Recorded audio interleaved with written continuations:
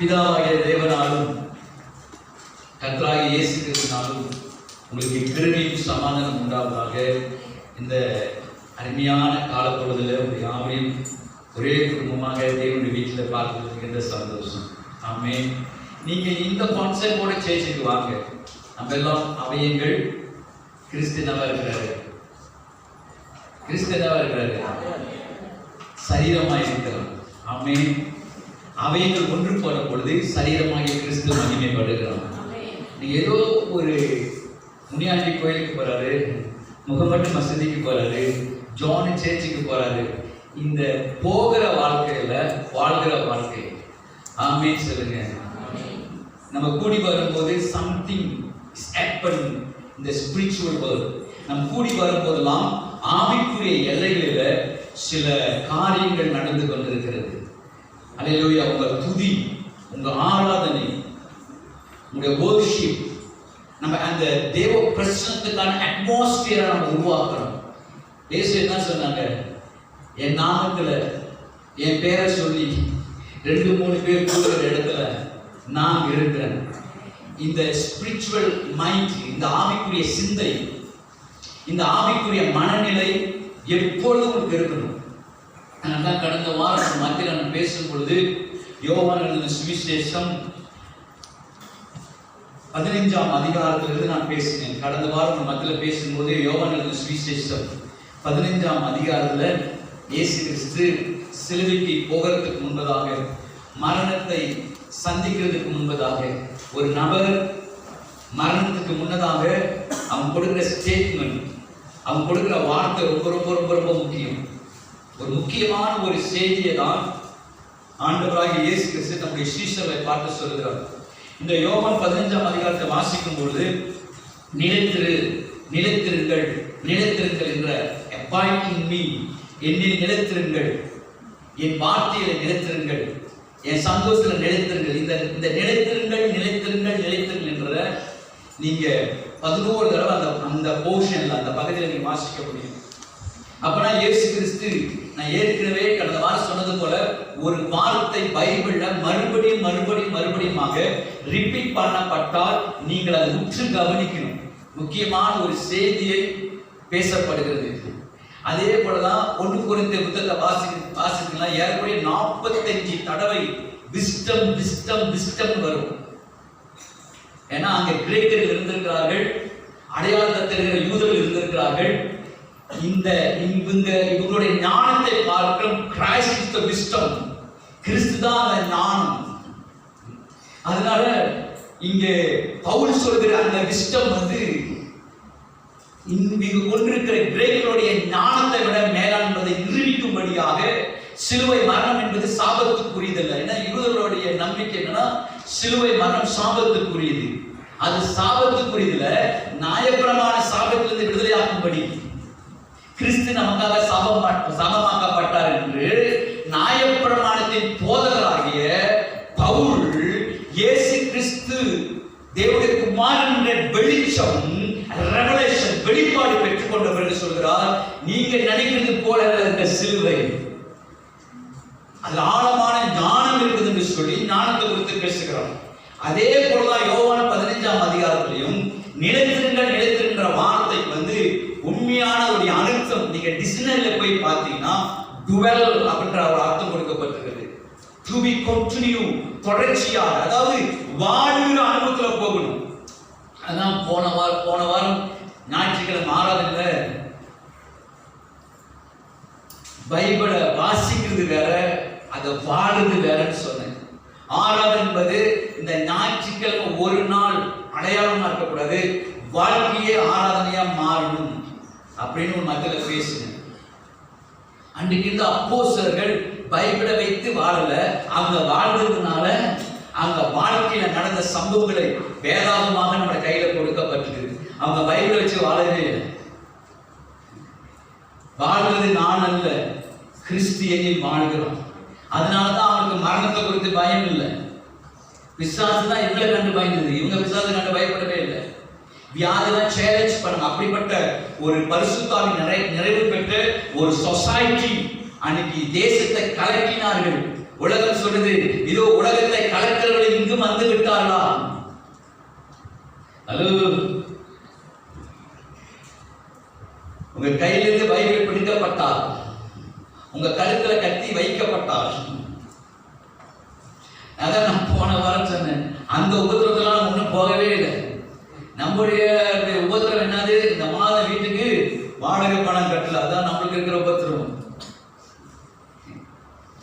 நான் பெற்று வளர்த்து ஆளாக்க என்னுடைய பையன் என் வீட்டை விட்டு போயிட்டான். இதான் இன்னைக்கு நமக்கு இருக்கிற வேதனை.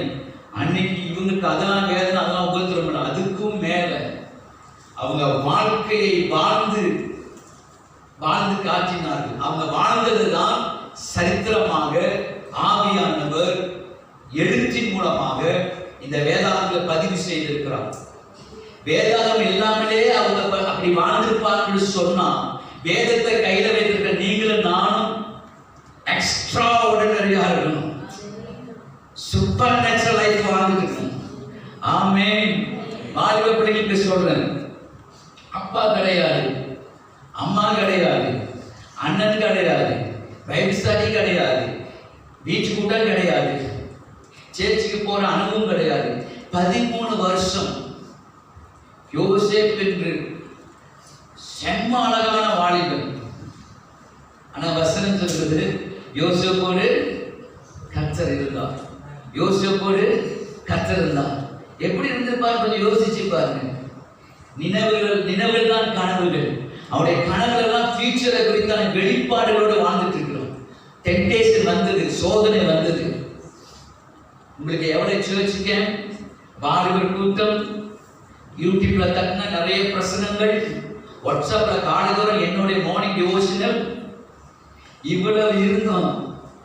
நம்ம இன்னும் ஸ்ட்ரகிள் பண்ணி கொண்டிருக்கோம்னா எங்கேயோ ஏதோ ஒன்ன தவற விடுகிறோம். விளங்கி கொள்ளுங்க. நீங்க ஜெயிக்காதது ஒரு நாள் உங்களை ஜெயிச்சிடும். ஆமென். யோசேப்புடைய வாழ்க்கையை பார்க்கும் பொழுது அவன் காரிய சித்தி உள்ளவனாய் இருந்தான். இந்த யோசேப்புடைய அந்த போத்திபார் பார்க்கிறோம், சம்திங் ஒரு விசேஷம் இந்த யோசேப்பில் இருந்தது. எப்போது நல்லா கவனிங்க. நீங்க தேவனுக்காக ஓடும் பொழுது உங்க ஓட்டத்தை தடுத்து நிறுத்தபடி அவ்வப்போது பிசாசான உங்களை திசை திருப்போம். அப்படிப்பட்ட டெம்டேஷன், அப்படிப்பட்ட ஒரு சோதனை யோசேப்புக்கு வந்தது. உங்களுக்கு வர சோதனை எல்லாம் இன்னைக்கு கிடையாது, இதெல்லாம் சாதாரணது. எனக்கு ஆச்சரியமா இருக்கு. பைபிள் ஸ்டடி இல்ல, யூத் மீட்டிங் இல்ல, சொந்த அண்ணங்களே என்ன செஞ்சாங்க? போத்திபார் எகிப்துல விடப்பட்ட ஒரு அடிமையை போல வாழ்ந்துட்டு இருக்கிறான். ஆனா பைபிள் சொல்றது, யோசேப்போடு கர்த்தர் இருந்தார், யோசேப்போடு கர்த்தர் இருந்தார். சண்டே சர்வீஸ் இல்ல, எந்த பாஸ்டர் விசிட் பண்ணல. கொஞ்சம் இமேஜினேஷன் பண்ணி பாருங்க. அருமையான வாலிப தம்பி தங்கச்சி, அப்படின்னா எக்ஸ்ட்ரீமான ஒரு தொடுதலுக்குள்ள ஒரு அனுபவத்துக்குள்ள அவங்க போயிட்டாங்க. அவங்க ஆராதிக்கல, அவங்க அனுபவிச்சாங்க தேவனை.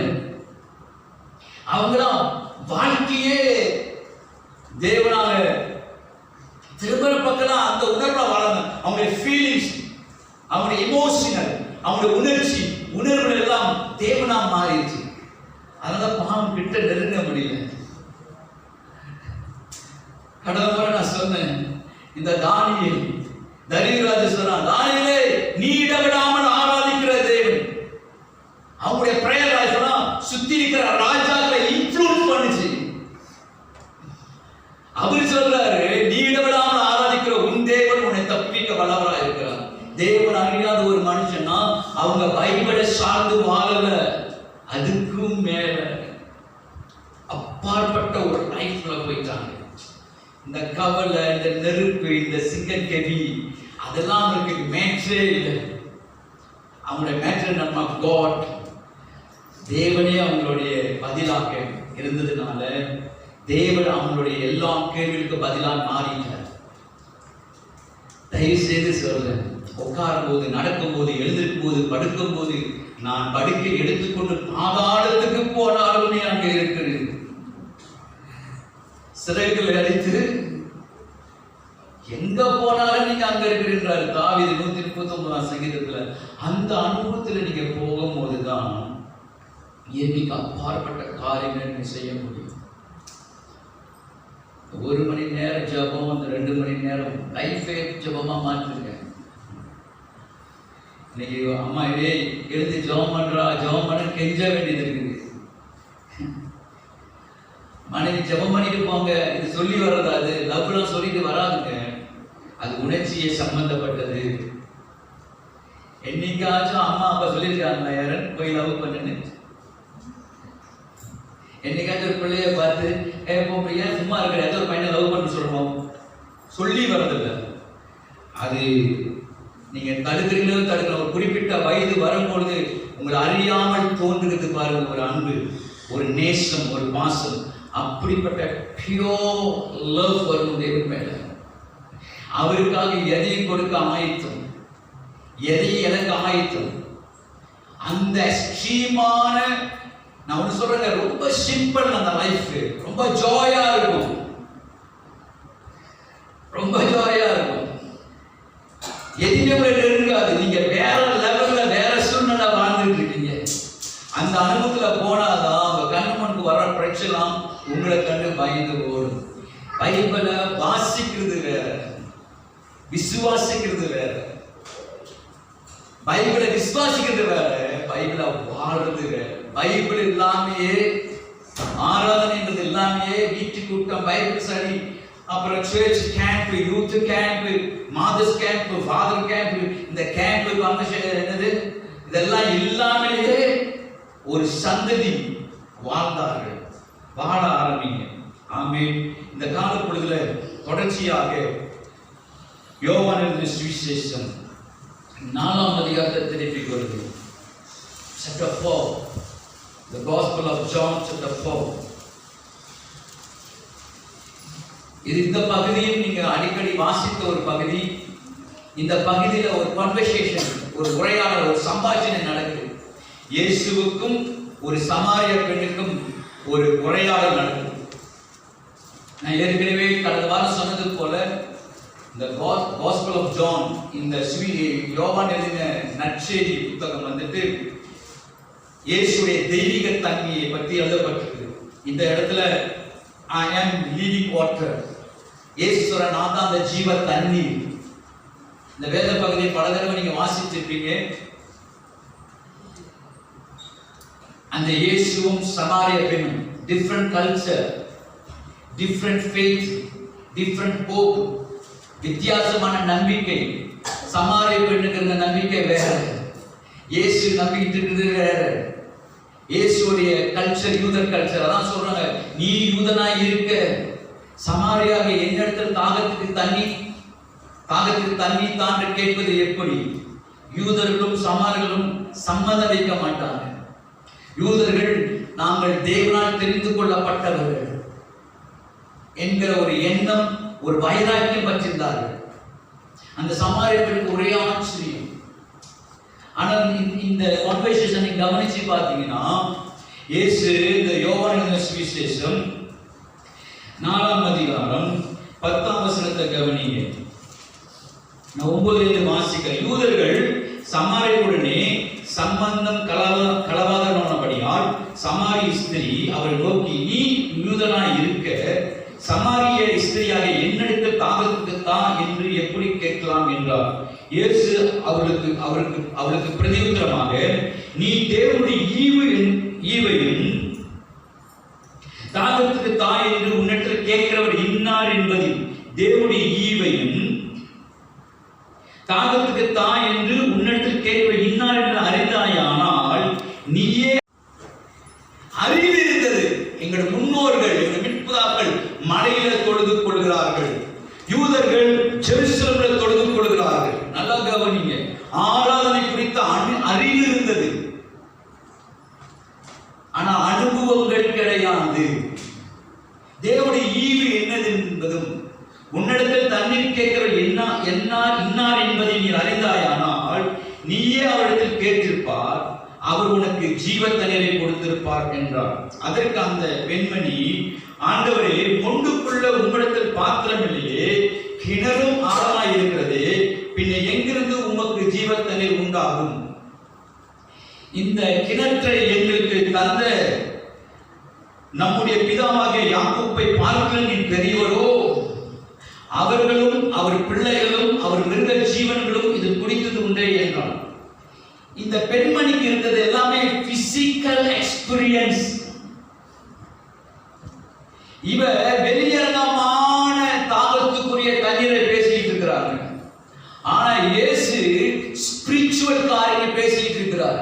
உங்களுக்கு ஸ்பிரிச்சுவலி ஆவிக்குரிய அனுபவத்துக்குள்ள நீங்க போகலன்னா நீங்க வாழ்க்கையில சந்திக்கிற பிரச்சனை நீங்க மேற்கொள்ள முடியாது. ஆண்டவர் அவரை போலதான் உங்களை படைத்திருக்கிறார். அதுதான் சொல்றேன். அப்போஸ்தலன் பவுல், பேதுரு, பரிசுத்தாவை நிறைவே பெற்ற அக்காலத்துல வாழ்ந்தவர்கள், யோசேப்பு, தானியேல், இவங்கெல்லாம் வேற லெவல்ல வாழ்ந்துட்டு இருக்கிறாங்க. நீங்க நினைக்க கூடாது அவங்களுக்கெல்லாம் பிரச்சனையே இல்லை, அவங்களுக்கெல்லாம் போராட்டமே இல்லை. இந்த போராட்டங்களை மேற்கொள்ளக்கூடிய மகிமையான அனுபவங்களுக்குள்ள அவங்க கடந்து போயிட்டு இருந்தாங்க. அதனாலதான் அவங்க நெருப்பை பார்த்து சேலஞ்ச் பண்றாங்க, மரணத்தை பார்த்து சேலஞ்ச் பண்றாங்க. நம்ம குட் ஃப்ரைடே ஏப்ரல் மாதத்துல கொண்டாடுவோம். ஆமாவா இல்லையா? ஹலோ, இருக்கிறீங்களா? ரொம்ப அமைதியா இருக்கிறீங்க. முக்கியமான காரணம் சொல்லுங்க. பவர் குட் ஃப்ரைடே கொண்டாடல, இயேசுவின் மரணத்தை எப்பொழுதும் நாம் சுமந்து திரிகிறோம். நம்ம ஒரு பண்டிகை வைக்கிறோம், அன்னைக்குதான் தவகாலம். நான் ரோமன் கேத்தலிக் இருந்தேன். ரோமன் கேத்தலிக் இருந்தது உங்களுக்கு தெரியும். அந்த 40 நாள் தவகாலம்னு சொல்லுவாங்க. சைவம் சாப்பிடுவாங்க. குட் ஃப்ரைடே அன்னைக்கு லீவ் போட்டுருவாங்க. அதெல்லாம் பவுல் செய்யல. Not one day Friday, good Friday செய்யல. கொரிந்தியர் புத்தகத்தை வாசிக்கும் போது நாங்கள் எப்பொழுதும் சிலுவையின் மரணத்தை சுமந்து தீர்க்கிறோம். ஞானஸ்தானம் எதுக்கு எடுக்கிறோம்? மதம் மாறுவதற்கா? Siva, christianity is not religion. கிறிஸ்தவ மதம் இல்லை. சிவாக்கு கையில தட்டி வரவேற்கும். சிவா என்னுடைய ஃப்ரெண்டு. 2 நாட்கள் தான், ஒரு நாள் தான் சந்திச்சேன். நான் அவர் நண்பராயிட்டேன். ஒவ்வொரு நாள் காலையில் குட் மார்னிங் அனுப்புறாரு. மதம் இல்லையா? Christianity is not religion, relation, உறவு. அப்பா அவருடைய உறவை இழந்துட்டான் ஆதாம். அந்த உறவை சரிப்படுத்தும்படி 2ஆம் ஆதாமாகிய குமாரனாகிய கிறிஸ்து வந்தார். உறவில் உறவுக்காக, உறவுக்கு உண்டாக்கப்பட்ட மனுஷன். உறவு எல்லாமே இருக்கிறதெல்லாம் உறவுகள். உறவுகள் இல்லாத எந்த உயிர் இந்த பூமியில் இல்லை. விளங்குதுங்களா? அதனால ஞானஸ்தானம் என்னது? சேர்ச்சில் மெம்பராக இருக்கா? 12 வயசு பண்ண ஐடி கார்டு கொடுக்குற மாதிரி மதனால இருக்காங்க. இல்லை, பவுல்லாம் ஞானஸ்தானத்தை அப்படி பார்க்கல. அவரோடு கூட ஞானஸ்தானத்தில் அடக்கம் பண்ணப்பட்டுட்டோம். புதிய ஜீவனாய் நடந்து கொள்ளும்படி உயிர்த்தெழுதின் சாயலில் இணைக்கப்பட்டோம். நம்ம உயிர்த்தெழுதின் ஆராதனை கொண்டாடுறோம். ஏப்ரல் மாதத்துல குட் ஃப்ரைடே முடிஞ்சா ஈஸ்டர் ஆராதனை. அதுக்கு 10-15 விளக்கம் கொடுக்குறாங்க. அவங்களும் அப்படி இல்லை, உயிர்த்தெழுதின் மகிமையோடு வாழ்ந்துட்டு இருக்கிறாங்க. அவர் சொல்றாரு, ஞானஸ்தானத்தில் அவரோட செத்து மரித்து புதிய ஜீவனாய் நடந்து கொள்ளும்படி உயிர்த்தெழுதின் சாயலில் இணைக்கப்பட்டிருக்கிறோம். அவரோடு கூட நானும் சிலுவையில் அறையப்பட்டிருக்கிறோம். ரோமர் 6:6 என் பழைய மனுஷன் அவரோடு கூட சிலுவையில் அறையப்பட்டது. நான் இயேசுவோட சிலுவையில் செத்துட்டேன். இனி வாழ்வது நான் அல்ல, கிறிஸ்துவே வாழ்கிறேன். எங்க திரும்பினாலும், வேலைக்கு போனாலும் சரி, எங்க இருந்தாலும் கிறிஸ்துவோடு வாழ ஆரம்பிச்சிட்டாங்க. அதனாலதான் இயற்கைக்கு அப்பாற்பட்ட அற்புதம் நடந்தது.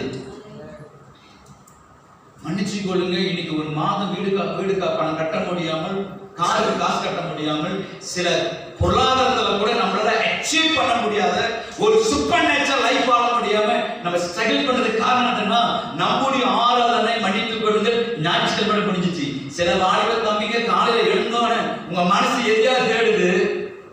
வாட்ஸ்அப் காலையில எழுந்தோன்னு கண்ணை திறந்தால் அவர் கண் முன்னாடி நிக்கிறாரா? பாடணும் போத ஏசையா உம்மைதானே என் முன்னே நிறுத்தி உள்ளே.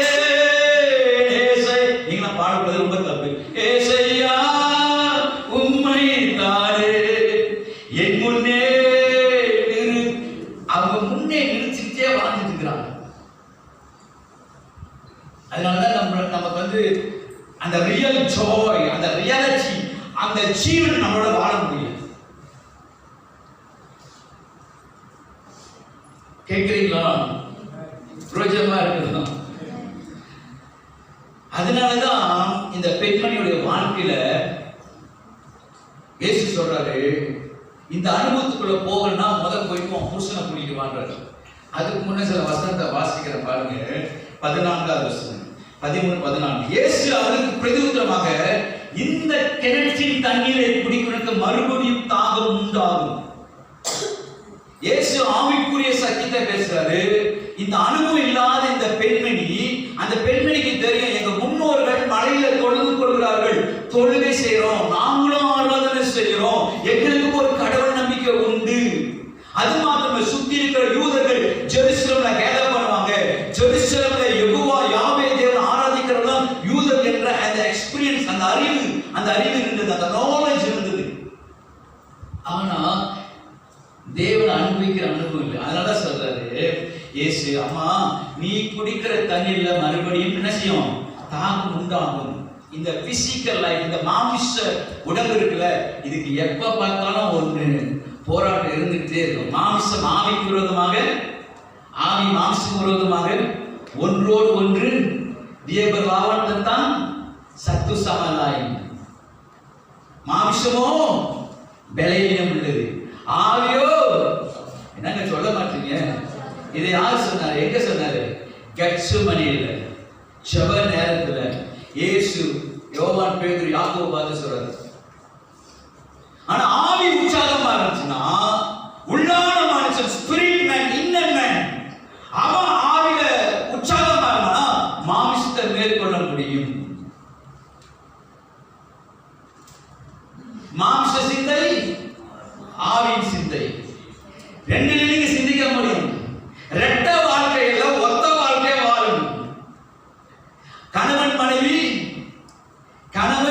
மனைவி என்ற அந்த இடத்துக்கு வந்துட்ட பிறகு நீங்க யார் இருக்கிறோம்? இருவருல ஒரே மாம்சமும் ஒரே எலும்பா இருக்காங்க. இந்த உறவுக்குள்ள வந்தவன ஒரு ஹஸ்பண்டும் ஒரு வைஃபும் எப்படி ஒரே மாம்சம் ஒரே எலும்பாய் மாறினாலோ, அது போல நீங்க ஆண்டோடு கூட பிணைக்கப்பட்ட, இணைக்கப்பட்ட, பிரிக்க முடியாத ஒரு வாழ்க்கை வாழணும். அதுல போனாதான் வெயிட் நான் 3 நாள் உபவாசம் எடுத்து வந்து ஜெபிச்சுட்டு வரேன் அப்படிலாம் சொல்ல மாட்டீங்க. உபவாசம் இருக்கிறது தப்பு இல்லை, 3 மணி நேரம் உலகம் ஜெபிக்கிறது தப்பு இல்லை. நீங்க பார்த்தோன்னே இப்ப நான் அந்த அனுபவம் தான் ஆண்டு கேட்டுட்டு நான் போயிட்டு இருக்கிறேன். சில காரியங்கள் நடந்துட்டு இருக்கு, ஒன்னும் எஸ்டிமான ஒன்றும் போகல. உட்காரணும் அன்னைக்கு அவருடைய பாதத்துல, எந்த நேரம் அவருடைய உணர்வுல இருக்கணும். சொல்றாரு, அம்மா நீ குடிக்கிற தண்ணி, நீ சொல்ற தண்ணீர் வேற, நான் சொல்ற தண்ணீர் வேற. நீ குடிக்கிற தண்ணிக்கு மறுபடியும் தாகம் உண்டாகும். உங்க திருமண வாழ்க்கையில, குடும்ப வாழ்க்கையில திருப்தி இல்லைன்னா, திருப்தியானது நீங்க தேடணும்னு அர்த்தம். தெரியாம கட்டிக்கிட்டேன்னு சொல்லாதீங்க.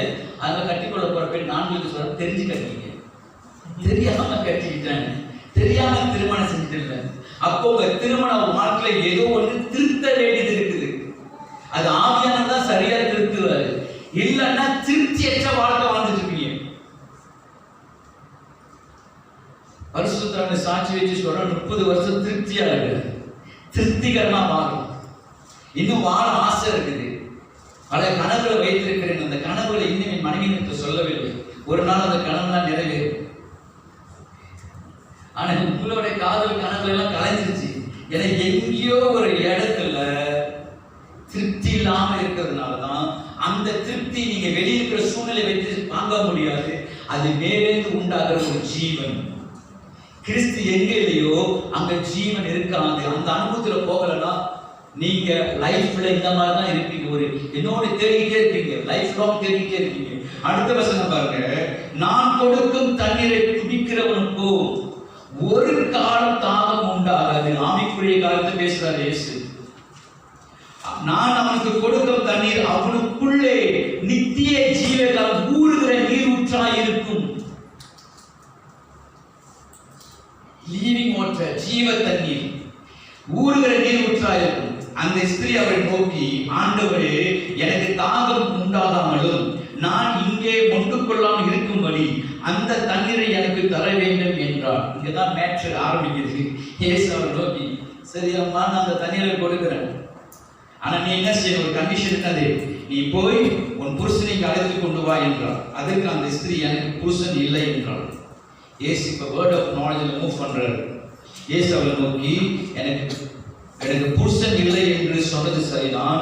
எப்படி எனில் 5 புருஷர்கள் உனக்கு இருந்தார்கள், இப்பொழுது இருக்கிறவன் உனக்கு புருஷன் இல்லை, இதை உள்ளபடி சொன்னாய் என்றார். அவருடைய அந்தரங்கமான வாழ்க்கையில நடந்த தோல்வி, ஏமாற்றம், திருப்தி இல்லாத ஒரு சூழ்நிலையை இயேசு இங்க வேர்ட் ஆஃப் நாலேஜ், அறிவு உணர்த்துகிற வரத்தின் மூலமா சொல்லும் பொழுது உடனே அந்த பொண்ணு சொல்றாங்க பாருங்க. அப்பொழுது அந்த ஸ்திரீ அவரை நோக்கி, ஆண்டவரே, நீ தீர்க்கதரிசி என்று காண்கிறேன். எங்கள் பிதாக்கள் இந்த மலையில தொழுது கொண்டு. கவனிங்க, இவரோட கான்வர்சேஷன்ல இந்த பெண்மணி பேசுறதும் இயேசு பேசுறதும் கொஞ்சம் நல்லா கவனிச்சு பாருங்க. இப்ப எங்க வந்துட்டாங்க? தொழுகையை பத்தி பேசுறாங்க, ஆராதனை பத்தி பேசுறாங்க. இவங்களுடைய கான்வர்சேஷன், இவங்களுடைய உரையாடலுக்கும் இந்த ஆராதனைக்கு என்னங்க வித்தியாசம்? ஆராதனை என்பது வாழ்க்கையோடு சம்பந்தப்பட்டது. மறுபடியும் சொல்றேன், ஆராதனை என்பது சண்டே ஒரு நாள் இல்ல. ஆராதனை என்பது நம்ம லைஃபோட கலந்தது. நல்ல ஆராதிக்கிறவங்க நல்லா வாழ முடியாது, நல்ல வாழாதவங்க நல்லா ஆராதிக்க முடியாது. நல்லா ஆராதிக்கிறவங்க நல்லா ஆராதிக்க விட்டால் நல்லா வாழ முடியாது, நல்லா வாழாதவங்க நல்லா ஆராதிக்க முடியாது. வாழ்க்கையோடு சம்பந்தப்பட்டது. மறுபடியும் சொல்ல, நல்ல வாழாதவங்கள் நல்லா ஆராதிக்க முடியாது. உங்களுக்குள்ள பாவம் கில்ட்டி கான்ஷியஸ் பண்ண சொல்லுங்க, நானே I not worthy to come church, நான் சரியில்லை, எனக்கு இந்த பழக்கம் இருக்குது, இந்த பலவீனம் இருக்குது. ஆண்டவர் உங்களை தண்டிக்க மாட்டார், பாவமே உங்களை தண்டிக்கும். சங்கீதத்துல தாவீது சொல்றாரு, என் பாவம் என் கண்முன் வந்து நிக்குதுன்னு சொல்லி. பாவம் எப்பொழுதுமே உறவுகளை பிரித்து விடும். உங்க மனைவிக்கு உண்மையா இருக்க முடியாது, உங்க ஹஸ்பண்ட உண்மையா இருக்க முடியாது, உங்களை வந்து தாழ்மைப்படுத்தும். பாவம் உங்களை சுட்டி காட்டும். இந்த இந்த இந்த கான்செப்ட், இந்த உணர்வு, இந்த எண்ணம் இருக்கக்கூடாதுன்றதுக்காக தான் அவர் விலைக்கரையை செலுத்தினார். நீ என்னுடைய பிள்ளை ஆகுன்றதுக்காக தான் இயேசு சிலுவையில பலியானார். அவர் நாமத்தின் மேல் விசுவாசம் கொண்டு அவர் ஏற்றுக்கொண்டவர் எத்தனை பேரோ அத்தனை பேரும் தேவனுடைய பிள்ளையாகும்படி அதிகாரம் கொடுத்தார். யோவான் 1:12. இனி நீ தேவனுடைய பிள்ளை என்கிற உணர்வு, உனக்காக நான் விலைக்கரை செஞ்சுட்டேன், பாவம் உன்னை ஜெயிக்க முடியாது, நீ ஜெயிக்க பிறந்தவன் என்கிறதான சத்தியத்தை சொல்லலாம். இயேசு பூமிக்கு வந்தார்.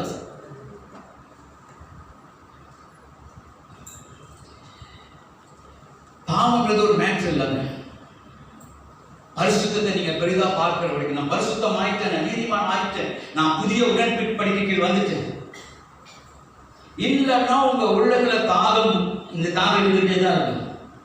பாருங்க, ஆராதனை பத்தி பேசுறாங்க. அந்த பொண்ணு சொல்றாங்க, எங்கள் பிதாக்கள் இந்த மலையிலே தொழுது கொண்டு வந்தார்கள், நீங்கள் ஜெருசலேம் ஸ்தலத்தில் தொழுது கொள்ள வேண்டும் என்றீர்கள். இதுதான் இயேசு உண்மையான சொல்றாரு. அதுக்கு இயேசு ஹிஸ்டரியை, நான் சொல்றதை நீ நம்பு, ஒரு ட்ரூத் இருக்குது, இதை நீ நம்பு. நீங்கள் இந்த மலையிலும் ஜெருசலேம் மாத்திரம் இல்ல, பிதாவை சொல்லுங்க, பிதாவை முதல் தடவை கேட்கிறான். God's daddy, God's father, யாவே, யெகோவா, ஆபிரகாம் தேவன், ஈசாக்கின் தேவன், யாக்கோபின் அப்பா. நீங்க நம்ம அவருடைய பிள்ளைகளே சொல்றாரு, அப்பாவை எங்கும் தொழுது கொள்கிற காலம் வருகிறது. Not only the particular place, ஒரு இடத்துல மாத்திரம் இல்ல, நீ போகும் இடமெல்லாம் உன் தேவனாகிய கர்த்தர் வேலை செய்ற இடத்துல உங்க பக்கத்துல தான் இருக்கிறாரு, உங்க அருகில தான் இருக்கிறாரு, உங்களோட தான் இருக்கிறார். நீங்க தான் அவருடைய வாசத்தோம். பழைய ஏற்பாட்டை பரிசுத்தம் விசிட்டர், புதிய ஏற்பாட்டுல நமக்குள்ளே வாசம் பண்ணி நமக்குள்ள தங்கிக்க வாலிப தம்பி தங்கச்சி நல்லா எல்லாருக்கும் சொல்றேன், இந்த அனுபவத்துல போங்க. ஆராதனை என்றது அதுதான். வாழ ஆரம்பிங்க. இவரை வாழ்ந்தீங்கன்னா அவருங்களை வாழ வைப்பாரு. எதை வாழலாம் உங்களை வாழ வைக்கும். அதாவது சொல்ற, இனி வாழ்வது நான் அல்ல, கிறிஸ்துவே என்று வாழ்கிறார். ஆமென். கேட்கிறீங்களா? பெற்றுக்கொள்றீங்களா? இயேசு சொல்றார் 22 வசனத்துல, நீங்கள் அறியாததை தொழுது கொள்கிறீர்கள், நாங்களோ அறிந்திருப்பதை தொழுது கொள்கிறோம். ஏனென்றால் ரட்சிப்பு யூதர் வழியாக வருகிறது. உண்மையாய் தொழுது கொள்கிற பிதாவை. இந்த தொழுகைக்கும் ஆராதனைக்கும் உங்க வாழ்க்கைக்கு என்ன சம்பந்தம்? இங்கதான் ஒரு காரியத்தை நல்லா விளங்கி கொள்ளணும். இந்த பொண்ணோட வாழ்க்கையில, இந்த பெண்மணியோட வாழ்க்கையில இந்த திருப்தியற்ற ஒரு சூழ்நிலை புருஷனை மாத்தி மாத்தி இப்ப 6வது புருஷனோட வாழ்ந்துட்டு இருக்கிறாங்க. அவளுக்குள்ள ஒரு தாகம் வந்து இயேசுக்கு இல்ல, தாகம் இந்த சமாரிய பெண்ணுக்குள்ள ஒரு தாகம். பல வருஷங்களாக தாகம் தீர்க்கப்படாத ஒரு தோல்வியான ஒரு ஏமாற்றமான ஒரு லைஃப்ல வாழ்ந்துட்டு இருக்கிறாங்க. உள்ளத்துல ஊறுகிற ஒரு எக்ஸ்பீரியன்ஸ் இருக்குது. நீ என்கிட்ட வாங்கி குடிப்பி என்று சொன்னால், என்கிட்ட பெற்றுக்கொள்ளும் என்று சொன்னால், தாகம் எடுக்காத ஒரு தனி திருப்தியான ஒரு வாழ்க்கை, ஒரு ஜாய்ஃபுல் லைஃப் என்கிட்டதான் இருக்குது. மீட்பு உயிர் வழியா வருது. நீ ஒன்னும் ரட்சிக்கப்படல, நீ ஒரு சூழ்நிலை சிக்கிட்டு இருக்கிற, ஒரு சூழ்நிலை மாட்டிட்டு இருக்கிற. இப்ப மாற்ற வேண்டிய புருஷன் இல்ல, உன்னுடைய வாழ்க்கை மாறினா தேவன் எப்படி இருக்கிறார் அறிவு எக்ஸ்பீரியன்ஸ் ரொம்ப முக்கியம். God spirit, தேவன் ஆவியா இருக்கிறார். ஆவியோடும் ஆராதனையில ஒரு உண்மை இருக்குது, ஆராதனை ஒரு சத்தியம் இருக்குது. நம்ம தம்பி டேனியல் வந்து இது சாங் லீட் பண்றதுக்கு இல்ல, அது தவறு கிடையாது. நம்ம எல்லாரும் ஆராதிச்சோம், ஆண்டோட மகிமைப்படுத்தணும், அதோட நிறுத்திட கூடாது. அவரை பார்க்கும் போதெல்லாம் ஒரு பாட்டு வரணும், அவரை சிந்திக்கும் போதெல்லாம் அவர் குறித்தான சிந்தனை வரணும்.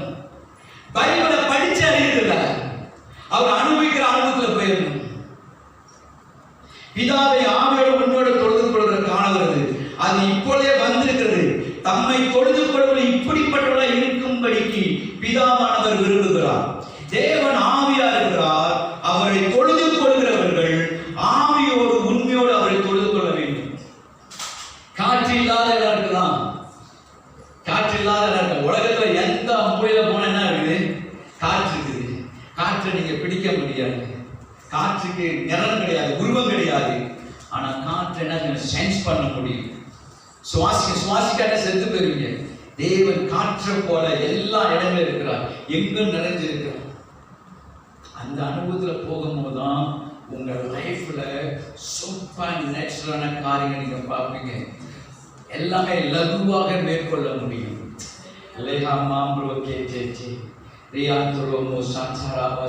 ஒரு சில காரியங்கள் நான் சொல்லி கொடுக்கிறேன், நல்லா கவனிங்க. தேவன் எப்படி இருக்கிறாரோ இங்கே மக்கள் பண்ணணும்.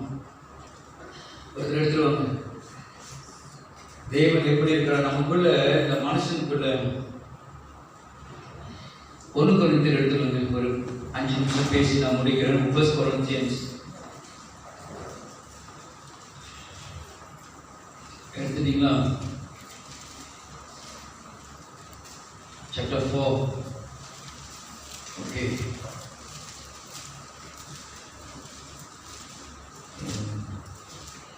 One minute.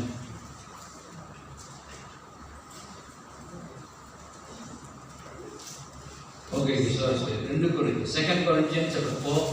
தம்பி சீக்கிரம் தம்பி. 2 கொரிந்தியர் 4ஆம் அதிகாரம்.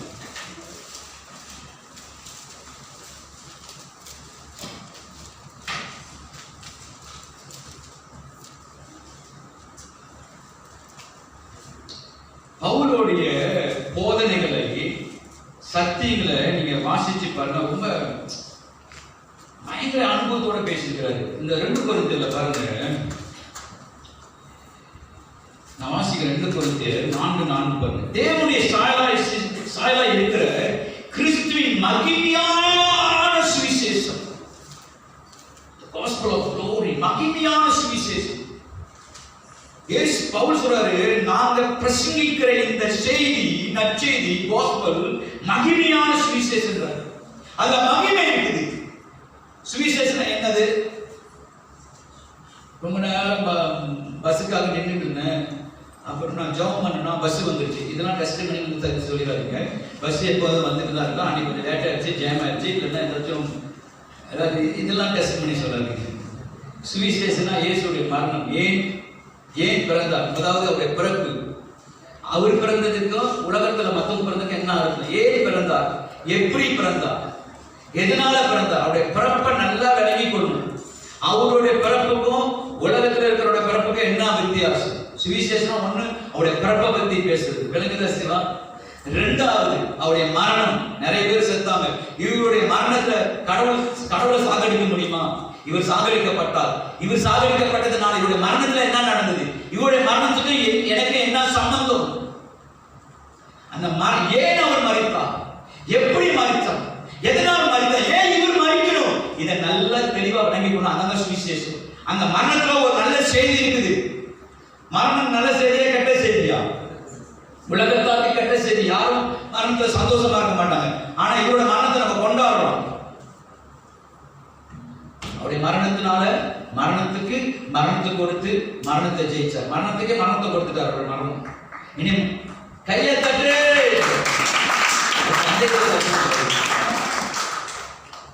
மரணம் ஒண்ணு இல்ல. மரணத்தை ரொம்ப விசுவாசிக்காதீங்க. நான் மரணத்தை ஜெயித்தேன். இதெல்லாம் வாழணுங்க. நம்ம அப்படியே ஆடு வாவான்னு வீடு போகுது. ஏன்டா எனக்கு சாவு வர மாட்டேது? என்னமோ உங்க பெரிய சாதிச்சு ஒரு 10 கொண்டோனையும் வாங்கி போட்ட மாதிரியும் 10 கல்யாணம் நடத்திட்டு போயிடும். எப்போ பார்த்தாலும் என்னமோ. அவரு சொல்றாரு, நல்ல போராட்டத்தை போராடினேன், ஓட்டத்தை முடித்தேன், விசுவாசத்தை காத்து கொண்டேன். இதுவரைக்கும் எனக்கு முன்பாக எனக்கு இது மட்டும் எனக்காக வைக்கப்பட்ட ஜீவக்கிரீட நாளில் கொடுக்கப்படும் சொல்லி ஒரு நிச்சயத்தோடு என்னோட டைம் முடிஞ்சிருச்சு, ஆண்டவர் அழைக்க போறான்னு சொல்லி தீமோத்தி கடிதம் எழுதுறாரு. என் சாவுக்கு யாரும் காரணம் இல்லை, நான் தோல்வி அடைந்து விட்டேன், ஆகவே தற்கொலை இந்த கட்டத்தை எழுதிட்டு போனாரு. ஏன்னா ஒரு காலேஜ் பெண்ணு பெரிய டிகிரி வாங்குது, மாஸ்டர் வாங்குது, பெரிய டாக்டரேட் வாங்குது. அது காலில் இவரால் ஏற்றுக்கொள்ள முடியல. இவர் லவ் லெட்டர் எழுதி சாகுறாரு. அந்த இதெல்லாம் எதுவும் கிடையாது. இவங்கெல்லாம் சாவை சேலஞ்ச் பண்ணாங்க. ஏன் தெரியுமா? அவங்க ஜீவனை வாழ்ந்துட்டு இருந்தாங்க. கிறிஸ்துவ வாழ்ற இடத்துல மரணம் வர முடியாதுங்க. இந்த இடத்துல கையை தட்டி இருக்கிறாங்க. நீங்க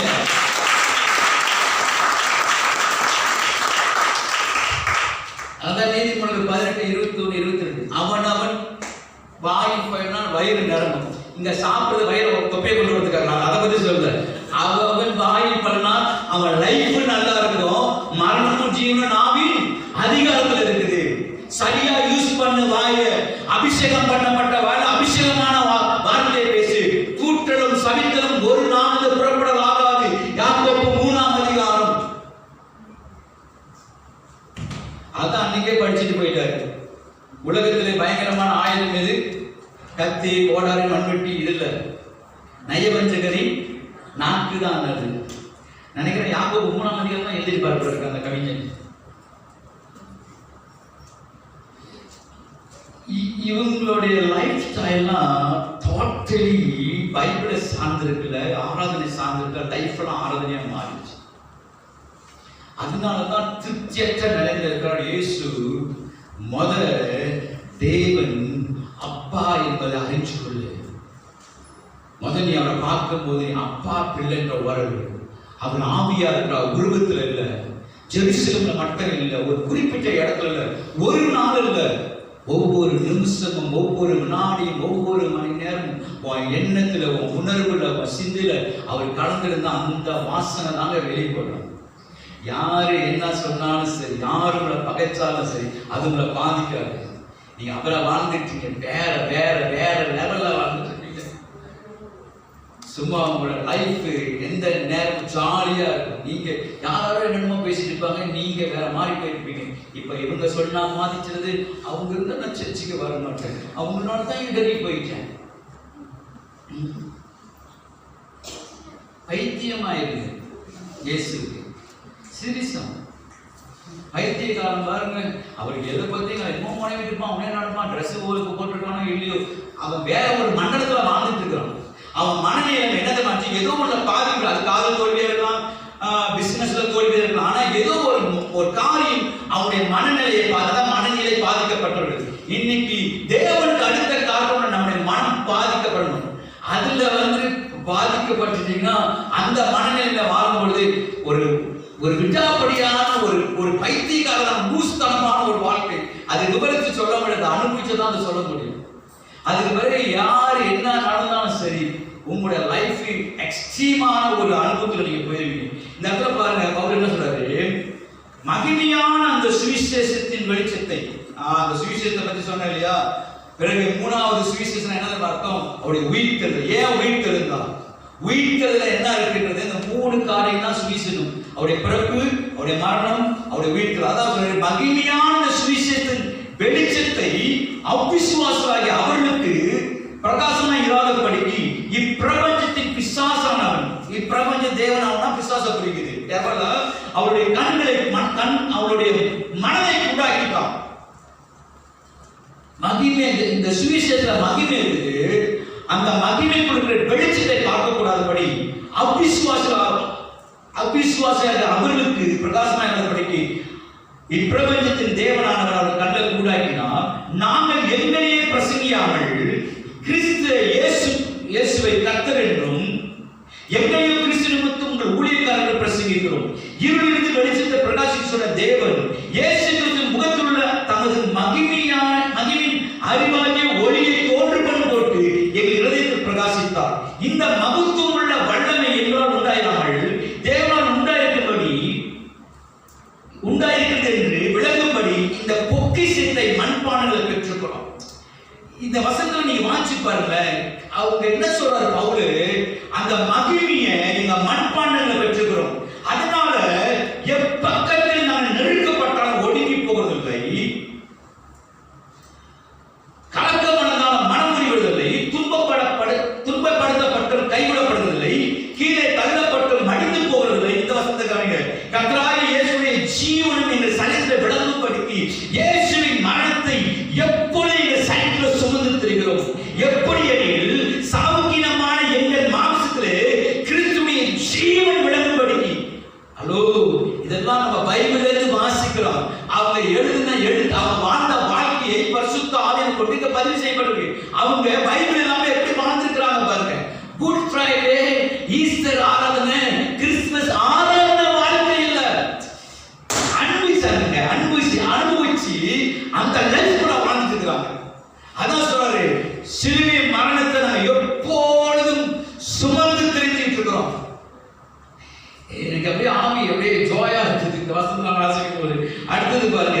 சாவுக்கு ஏதுவான எங்கள் மாம்சத்திலே இயேசுடைய ஜீவன் விளங்கும்படிக்கு உயிரோடு நாங்கள் எப்பொழுதும் இயேசுவின் நிமித்தம் மரணத்துக்கு ஒப்பு கொடுக்கப்பட்டிருக்கிறோம். இப்படி மரணமானது எங்களிடத்திலும் ஜீவனானது உங்களிடத்திலும் வேலை செய்கிறது. விசுவாசத்தின் ஆவியால் பேசின எழுதியிருக்கிறபடி நாங்கள் அந்த விசுவாசத்தின் ஆவி உறவுகளா இருந்து விசுவாசிக்கிறபடி நாம் பேசுகிறோம். இவங்களோட விசுவாசம் தான் பயங்கரமான எக்ஸ்ட்ரீமான இயேசுடைய மரணம் உயிர்த்தல்.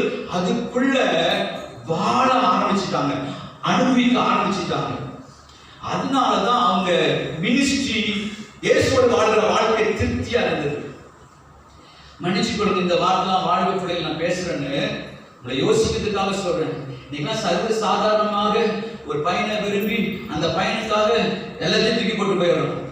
அப்ப ரட்சிப்புக்கும் ஞானஸ்தானத்துக்கும் பரிசுத்த அபிஷேகப்பட்டதுக்கு என்னங்க அடையாளம்? ஒரு சாதாரண அற்பமான ஒரு பாய் ஃப்ரெண்டு இயேசுவை மறுதலிச்சுட்டு அந்த லைஃப்ல போறீங்கன்னா நீங்க என்ன அது? ஒரு சின்ன பிரச்சனைக்கு சர்ச் ஆராதனை விடுறோம், ஊழியத்தை விடுறோம், ஒரு ஆளை பகைக்கிறோம். என்னங்க ஆகிறோம்?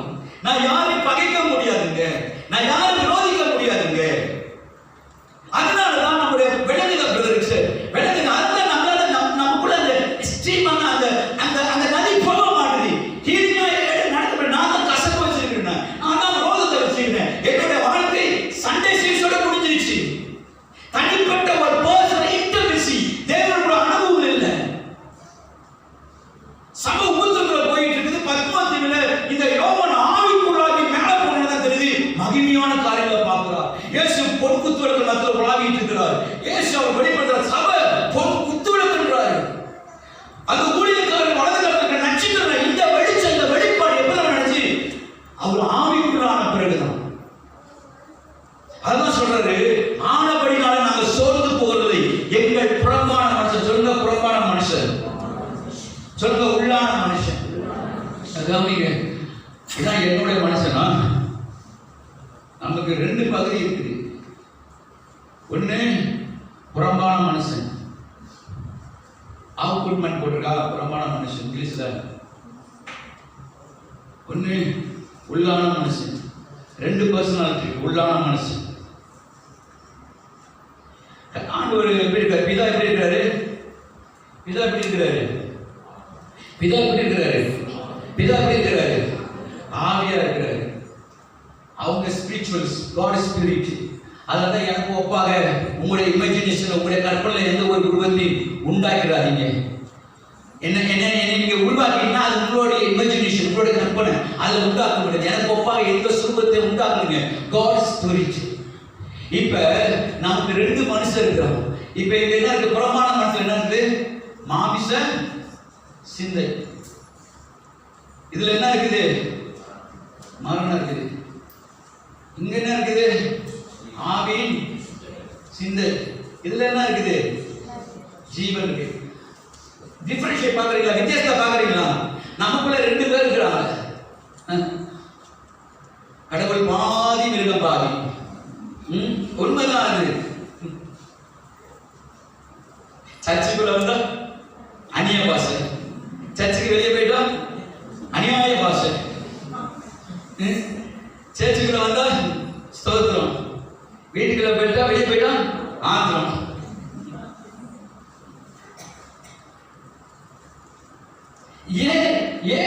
God spirit, man spirit. ஏன்னா பிதா குமார் பரிசுத்த ஆவியானவர் இங்க ஒரு ஸ்பிரிச்சுவல், இங்க வந்து ஒரு ஸ்பிரிச்சுவல் வேர்ல்ட் இருக்குது. உங்களுடைய ஆசீர்வாதம் இங்க இருக்குது, பிளஸிங்.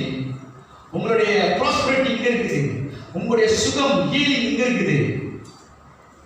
சோ உங்களுடைய ஆத்மாவுடைய ஆவின் மனுஷன் சொல்லணும். ஆத்மாவுடைய ஆவின் மனுஷன். இதை டாக்டர் உள்ளுக்கு நுழைய முடியாது, இதை ஸ்கேன் பண்ண முடியாது. உடம்பு வேணா நீங்க இப்படி வச்சு இப்படிதான் வச்சு படம் பிடிக்கலாம். அப்படிதான் பிடிக்கிறீங்க. எத்தனை கமெண்ட் எடுக்கிறாங்க. செல்ஃபி டைலாம் வந்துச்சுல, செல்ஃபி எடுத்து செத்து போறாங்க. இப்ப அது ஒரு ட்ரெண்ட் ஆயிடுச்சு. இவங்க 2 பேரும் ஆத்மாவுடைய ஆவின் மனுஷன். இந்த ஸ்பிரிட் மேன் நீங்க போட்டோ எடுக்க முடியாது, செல்ஃபி எடுக்க முடியாது, இதுக்குள்ள மருந்துலாம் வேலை செய்யாது. மகிமை மட்டும்தான் உங்களுக்கு பிரவேசிக்க முடியும். God spirit. இப்ப இங்க இருக்கிறதுல நீங்க கனெக்ட் பண்ணி கொடுத்து எடுக்கணும்னா இந்த ஸ்பிரிட் மேனோட கனெக்ட் ஆகணும், அவரோட கனெக்ட் ஆகணும். தேவன் ஆவியா இருக்கிறார். இங்க ஒரு ட்ரூத் இருக்குது, ஒரு உண்மைத்துவம் இருக்குது. அதனாலதான் தேவனுக்கு முன்பாக நிற்கிற மனுஷன் எலியா. எலியாவுக்கு ஆணுடைய வார்த்தை உண்டாயிற்று. பாத்தீங்களா?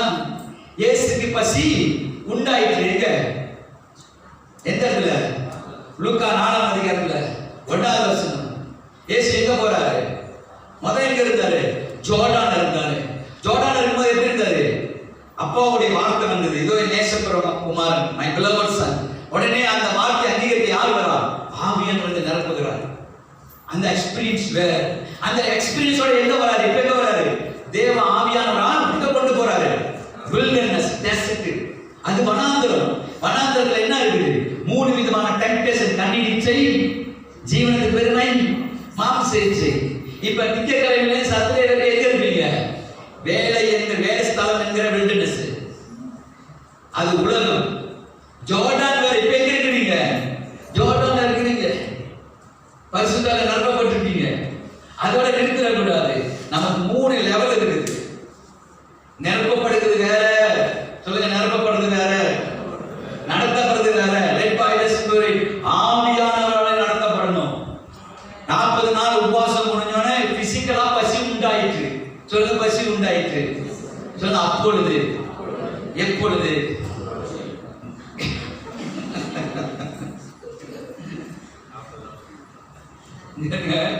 பசி உண்டாயிற்று. அப்பொழுது வந்தா நீங்க எப்போதும் கேட்கணும். பசி உண்டாயிற்று. அப்பொழுது யார் வந்து நிக்கிறா? சாத்தான் சைக்கிள்ல வராம வந்து என்ன சொல்றான்? நீ தேவனுடைய குமாரனே ஆனால். ஆதாமுக்கு அப்படிதான். அவர் எதிர இருந்தாரு? பழத்துல தான், சாப்பாடு தான் மேட்ரு. நீங்க வர வியாதிலாம் கத்தல் கொடுத்தாரா? இல்ல. தொண்டையில கத்தியவை, அழகோட சாப்பிடு. நீ போஜன பிரியனா இருந்தா உனக்கு தான் தெரியும் நீ போஜன பிரியனா இல்லையா. என்னங்க வார்த்தை. சாப்பிடுறது கூட ஒழுங்கா சாப்பிடுறது. இஸ்ரவேல் தான் சொல்ற, நீ டாய்லெட்டுக்கு போனீங்கன்னா, மனங்களுக்கு போனா அன்னைக்கு லெட்டின் பாத்ரூம்னா இல்ல, கையில குச்சியை கொண்டு போ. சுகாதாரம் ரொம்ப முக்கியம். இருக்க வேண்டியது இருந்துட்டு புள்ளிகளுடைய செய்ய வேண்டியது செஞ்சு போடுன்றாரு. இதெல்லாம் பைபிள்ல இருக்குது. மோஷன் எப்படி போடணும் இருக்குது. ஒரு வீட்டுக்கு போய் உட்காரும் போது எப்படி நீ உட்கார்ந்து சாப்பிடும் போது உட்கார விதத்தை சொல்றாரு. 50 பேரா உட்கார வேண்டிய மதம் அப்படின்றாரு. அற்புதம் நடக்குது. என்னங்க ஆண்டவர், பணத்தை வீணாக்காதீங்க, செலவு மீதங்களை வீணாக்காதீங்க, சேர்த்து வைங்க என்றார். 2 மீன் 5 அப்பம். ஒன்று வீணாகாமல், வீணாக்குறத கண்டிஷனா சொல்றாரு. பவுல் சொல்றாரு, வேலை செய்யணும் சாப்பிடாதீங்க வீட்டுல அப்படின்றாரு. தெசலோனிக்கே சபைக்கு சில வேலை செய்யாமே சாப்பிட்டு இருக்காங்க. சரி, அந்த விட்டுருவாங்க. சோம்பேறியா இருக்காதுன்னு சொல்றாரு. இருட்டோடு எழுந்து, ஒரு மனைவி இருட்டோடு எழுந்து வீட்டு வேலையை கவனிக்கிறாளா? பைபிள் உள்ள மனைவியா? கோச்சிக்காதீங்க. எவ்வளவு ஒரு ஒழுங்காக, எவ்வளவு ஒரு டிசிப்ளினான ஸ்பிரிச்சுவல் லைஃப் நீங்க யோசிச்சு பாருங்க. He's a great man. நமக்கு 2 பர்சனாலிட்டி இருக்கு. எலியாவுக்கு வார்த்தை உண்டாயிற்று. சீதோருக்கு அடுத்த சாரிபாத் விதவிக்கு வார்த்தை உண்டாகல. எதை சிந்திக்கிறாங்க? கடைசி என்ன?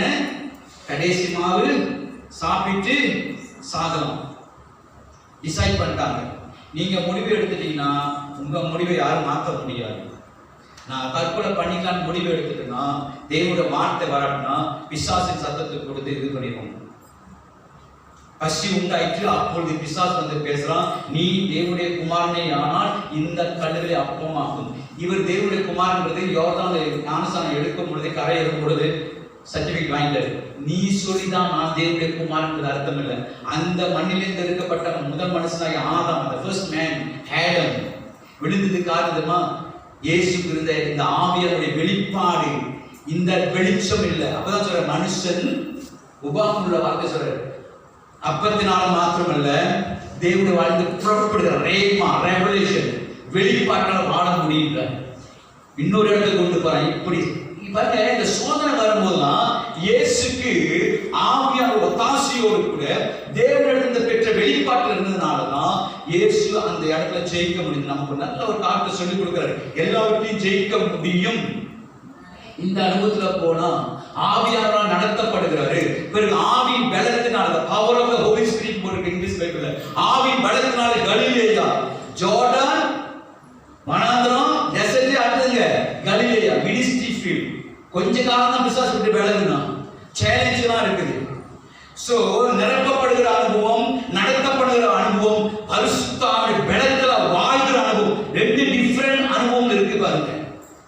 என்ன சொல்றேன்னா, நீங்க இந்த பிசிக்கலா வாழ்ற வரைக்கும் நீங்க வாழ்ந்தீங்கன்னா, நீங்க சந்திக்கிற குடும்ப பிரச்சனையா இருக்கட்டும், மாம்ச பிரச்சனையா இருந்தா இந்த தாகத்தோடு திருப்தியில தான் வாழ்ந்துட்டு இருப்பீங்க.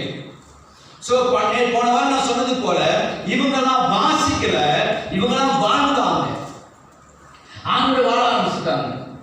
சோ இங்க பாரு, அதான் பவுல் சொல்றாரு, நாங்கள் சோர்ந்து போகிறதில்லை, எங்கள் புறமான மனுஷன் அழிந்தாலும் இது அழியக்கூடியது, இதுக்கு வயதாகும், தோல் சுருங்கும், நம்முடைய முக பாவனைகளா மாறும், ஆனா உள்ளான மனுஷன் நாளுக்கு நாள் புதுப்பிக்கப்படுகிறான்.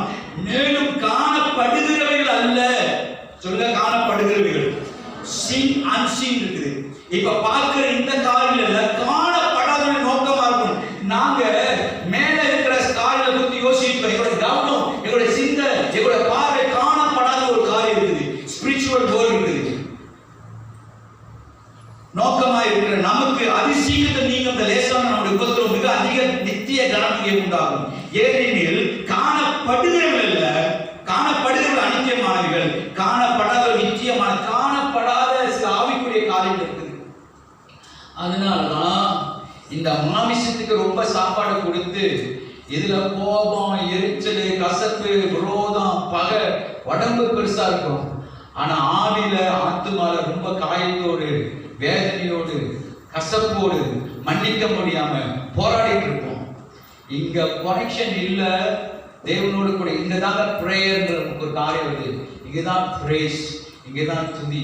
இது ஜபமா இருக்கக்கூடாது, இது வாழ்க்கையா மாறணும். என்னை எல்லாம் உங்களால் ஒன்று செய்யக்கூடாது, சொல்லி வருதில்ல ஜபம், இது இதுல நிறைஞ்சிருக்கணும். பார்த்தோன்னே பாட்டு வரணும். அந்த லைஃப்ல போயிட்டீங்கன்னா இங்கேருந்து வார்த்தை உண்டாகும். நீங்க சேலஞ்ச் பண்ணிடுவீங்க. வெளியே போய் சேலஞ்ச் பண்ண, கர்த்தருடைய ஜீவனை கொண்டு சொல்கிறேன், பஞ்சம் முடிகிற வரைக்கும் உங்கள் வீட்டில் அப்பமும் தண்ணீர் தீர்ந்து போவதில்லை. ஆனால் அந்த சீதம் கடந்த சாரிபாத் உள்ள விதவி சாவதை யோசிச்சுட்டாங்க. எந்த தேவனுடைய வெளிப்பாடு இல்லை. அதனால தான் நீங்கள் பட்டுன்னு டாக்டரே சொல்லிட்டாரு, இவங்க சொல்லிட்டாங்க, அவங்க சொல்லிட்டாங்க. உங்களுக்கு சொல்ல வேண்டியவர் ஒரு துருத்து மேலே இருக்கு. தயவு செய்து மறுபடியும் சொல்கிறேன், லைஃப் ஆராதனை எதுவுமே உங்களை பாதிக்காது. ஆனால் அந்த சூழ்நிலை தான் நான் இப்போ போயிட்டு இருக்கிறேன். யார் என்ன சொன்னாலும் இல்லாது கொள்ளாததுன்னு சொல்லும் பொழுது தேசம் இருக்கிற சந்தோஷமா இருக்கேன். உங்க சந்தோஷத்தை பறிக்கிறதுக்கு இடம் கொடுக்காது. மேலேருந்து கைமாறி இருந்தாங்க. நீங்க அந்த ஜாய்க்குள்ள போய் போகலன்னா கீழே இருக்கிற சூழ்நிலை பாதிக்கப்படுவீங்க. இவங்க அப்படி சொல்லிட்டாங்க, அவங்க அப்படி சொல்லிட்டாங்க. ஏன் எதுவுமே உங்களை பத்தி சொல்லக்கூடாதுன்னு எதிர்பார்க்க சொல்லுங்க, சொல்லிட்டோம். அவங்ககிட்ட இருக்குதாங்க கொடுக்குறாங்க. அவமானப்படுத்தப்பட்ட, அறையப்பட்ட, காயப்படுத்தப்பட்ட ஒரு கடவுளை தான் வணங்கிட்டு அந்த ஸ்பிரிட்டா நமக்குள்ள இருக்குது. இது ஒரு நாள் டீச்சிங்ல முடியாது, டீச்சிங்கா இருக்காது. இது அனுபவத்துல போகணும். இந்த அனுபவத்துல போங்க, உள்ளத்திலிருந்து புறப்படும். திருப்தியா இருப்பீங்க. பிரச்சனை மத்தியெல்லாம் எதுவும் உங்களை மிரட்டாது. அதுதான் உங்களை கண்டுக்கும். நான் அடிக்கடி ஒரு மஞ்சு சொல்லுவோம், பயத்துக்கே பயம் கொடுத்தா பயந்து ஓடிடும். கவலைக்கே கவலை கொடுத்தா கவலை ஓடிடும். துக்கத்துக்கே துக்கம் கொடுங்க, துக்கம் துயரமாக ஓடிடும். வியாதிக்கே வியாதி கொடுங்க. இந்த பையன் வியாதி விடாமல் எனக்கே வியாதி கொடுத்து தான் அந்த விலகி ஓடிடும். வியாதியோட ஆளாதீங்க. கவலை என்பது ஒரு வியாதி. மன அழுத்தம், மன சோர்வு, இதெல்லாம் இங்க ஒழுகிற பிரச்சனை. உள்ள அழுகிறேன், வெளியே சிரிக்கிறேன், நல்ல வேஷம் தான், வெளுத்து வாங்குறேன், மெத்த வாங்கினேன், தூக்கத்தை வாங்கல. எல்லாம் நாடகம் மேலே எங்க நடிகர் கூட்டம். நீங்க வேற வேற லெவல்ல வாழ்ந்துட்டு இருக்கீங்க. பரிசுத்த ஆவியானவரோடு கூட நீங்களே தேவட ஆலயம். பாவம்லாம் உங்களை கண்டு மிரட்டாது. நீங்க பாவம் உங்களை கண்டு மிரண்டு ஓடிடும். ஏன்னா நீங்க வேற சுமந்துட்டு இருக்கீங்க, வேற ஒண்ணா வாழ்ந்துட்டு இருக்கீங்க. அவருடைய மரணத்தை வாழ்றீங்க, உங்க வீட்டுல நினைக்கப்பட்டுட்டீங்க. யாரும் உங்களை மிரட்ட முடியாது. அந்த உணர்வுல போயிருங்க. அவரே சுகம் விளங்குற சிஸ்டர். அவரே அந்த ஜாய், அந்த ஜீவன் அவரை வாழ். God bless you. God bless you. Have a nice day. God bless you.